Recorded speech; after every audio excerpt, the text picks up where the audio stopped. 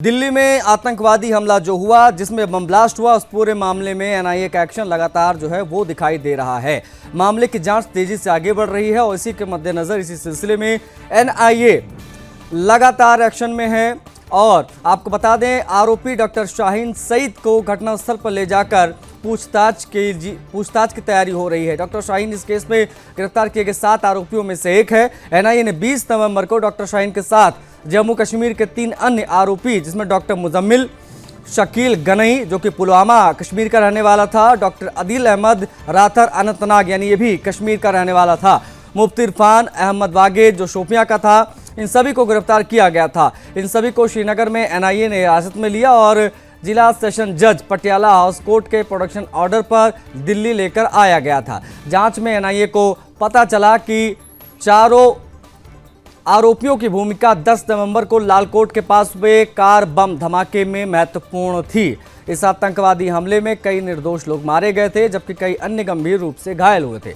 Agency के मुताबिक गिरफ्तार आरोपियों ने हमले की प्लानिंग, लॉजिस्टिक्स और एग्जीक्यूशन में सक्रिय भूमिका निभाई थी। तो ये बेहद महत्वपूर्ण जानकारी है। फरीदाबाद ले जाकर शाहीन से पूछताछ की जाएगी। कार बम साजिश में इन सभी का बेहद महत्वपूर्ण रोल निकलकर सामने आया है।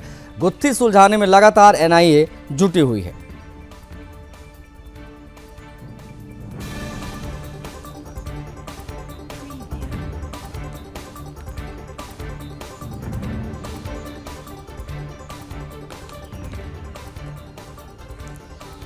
बता दें आपको, डॉक्टर शाहीन जिसकी भूमिका बेहद महत्वपूर्ण थी, और डॉक्टर मुजम्मिल जो पहले कहा जा रहा था इसका बॉयफ्रेंड है, लेकिन बाद में पता चला कि इसका पति है, उसने निकाह कर रखा था इससे।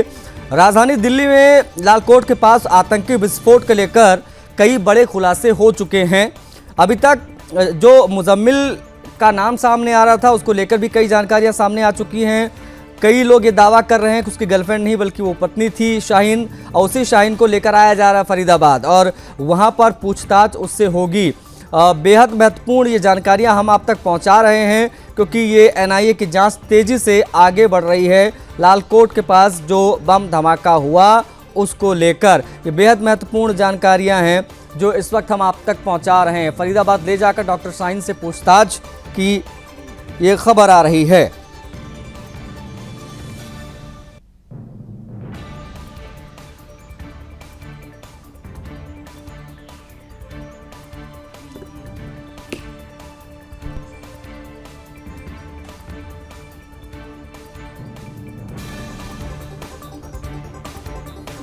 सात गिरफ्तारियां हो चुकी हैं और लगातार खुलासे भी हो रहे हैं।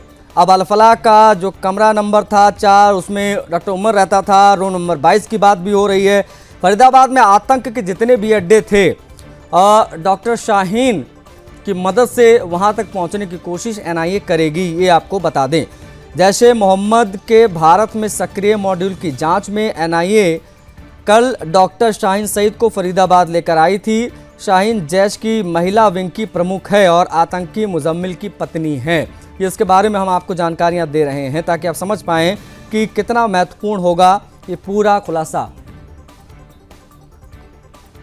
हरिराम मिश्रा कनेक्ट हो गए हैं, हमारे ब्यूरो चीफ, उनसे हम बातचीत करेंगे। हरिराम, शाहीन को लेकर पहुंची एनआईए की टीम, पूछताछ हुई, क्या क्या जानकारियां मिली हैं और किस प्रकार से चीजें अब यहां से आगे बढ़ रही हैं?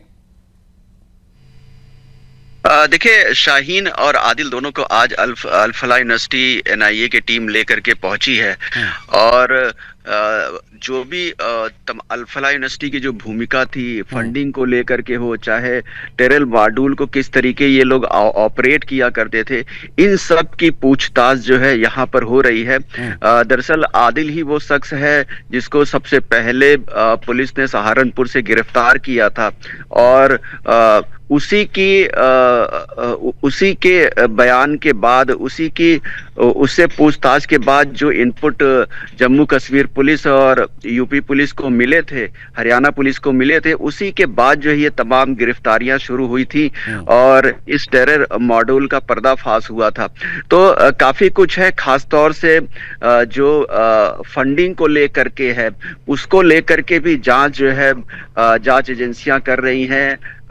उसमें और कौन कौन से बिंदु हैं, उन सब को पता लगाने के लिए खासतौर से अल्फला यूनिवर्सिटी में और कितने डॉक्टर्स हैं या वहाँ के कर्मचारी हैं या अल्फला यूनिवर्सिटी की का जो पूरा मैनेजमेंट है किस तरीके से इस पूरे मामले में जुड़ा हुआ है, इन सभी चीजों को लेकर के वहाँ पर पूछताछ एक दूसरे को आमने सामने बैठा करके इन दोनों के सामने की जानी है।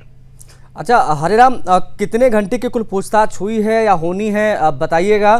क्या उस कमरे तक भी एनआईए की टीम इस आतंकवादी को लेकर जाएगी, शाहीन को, जहां पर वो रहा करती थी, कमरा नंबर 22 की बड़ी चर्चा हो रही है, क्या वहां पर भी लेकर जाएगी? क्योंकि ये बताया गया, बाद में खुलासा हुआ कि मुजम्मिल इसका बॉयफ्रेंड नहीं था, इसका पति था, बाकायदा उसने शादी की थी, ये मुजम्मिल ने पूछताछ में बताया। जानकारियां ये भी हमको बाद में मिली हरिराम की ये लोग मेवात से लेकर अल्फला तक एक लोकल नेटवर्क खड़ा करने की कोशिश कर रहे थे। महिला आतंकवादियों की भर्ती की पूरी कमान जैश की तरफ से संभाल रही थी शाहीन। उस दिशा में अगर हम देखें तो ये कितना महत्वपूर्ण ब्रेक थ्रू एनआईए को लगने वाला है, लग चुका है?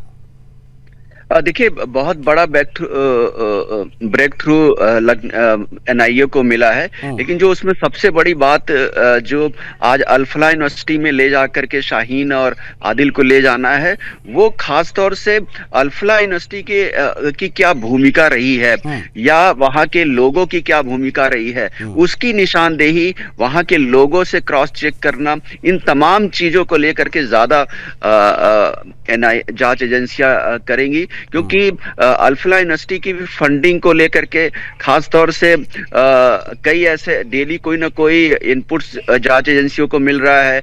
जैसे अवैध पार्किंग को लेकर के आज एक जानकारी मिली है कि वहां जो पार्किंग थी वो अवैध रूप से बनी हुई थी। साथ में जो है अंडरग्राउंड जो है मस्जिद बनाने का मामला हो, उसके पीछे का मकसद क्या है, क्या ये लोग भी उसमें जुड़े हुए थे? इस तरह की तमाम जो जानकारियां हैं वो सभी जो है इन लोगों से आज जांच एजेंसियां, वहां के मैनेजमेंट हो, चाहे डॉक्टर शाहीन हो या फिर मुजम्मिल, इन आतंकियों से पूछताछ की जाएगी। अच्छा, खोरी जमालपुर गांव का नाम भी बड़ा सुर्खियां बटोरता नजर आया 2-4 दिन पहले, जब पता चला कि मुजम्मिल वहां पर कमरा किराए पर लेकर रह रहा था।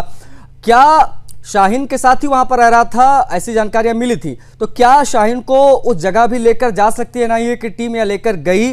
इससे संबंधित कोई जानकारी हो तो बताइए दर्शकों को।